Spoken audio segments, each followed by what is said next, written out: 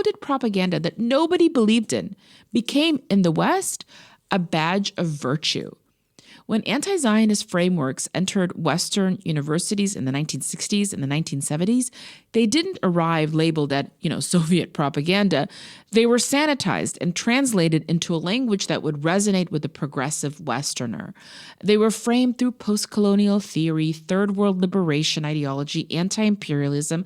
So instead of, Zionists are imperial agents, the language becomes much more nuanced. Zionists and Israel, settler colonial, apartheid, genocide, decolonized Palestine. But the substance remained, the packaging changed. And here's where the American Academy becomes really central critical. There were three major channels through which the Soviet anti-Zionist frameworks became Western moral conviction. The first is the New Left intellectuals of the 1960s and the 1970s. They were sympathetic to anti-imperial movements worldwide. Think of people like Angela Davis. Through international solidarity networks, conferences such as the Tri-Continental Conference, the Non-Aligned Movement, campus-based Black and women student organizations, they absorbed these frameworks. Now, the second channel bridging Soviet anti-Zionism are the scholars. Who are they? Maxim Rodinson reframed Israel as a colonial settler state.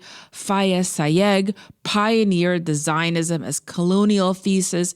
Edward Said provided intellectual prestige through Orientalism, and his book, The Question of Palestine, calling himself the last Jew.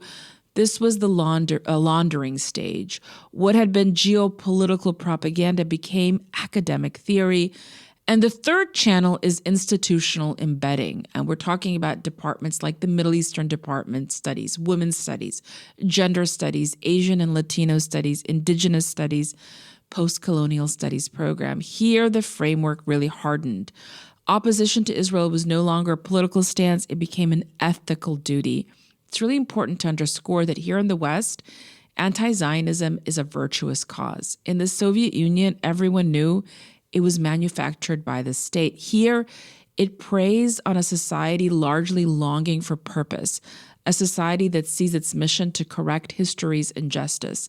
So a generation of students learned not just that Israel was flawed, but that Zionism itself was a moral crime, that Israel was born in sin. They march willingly, impassioned, zealous,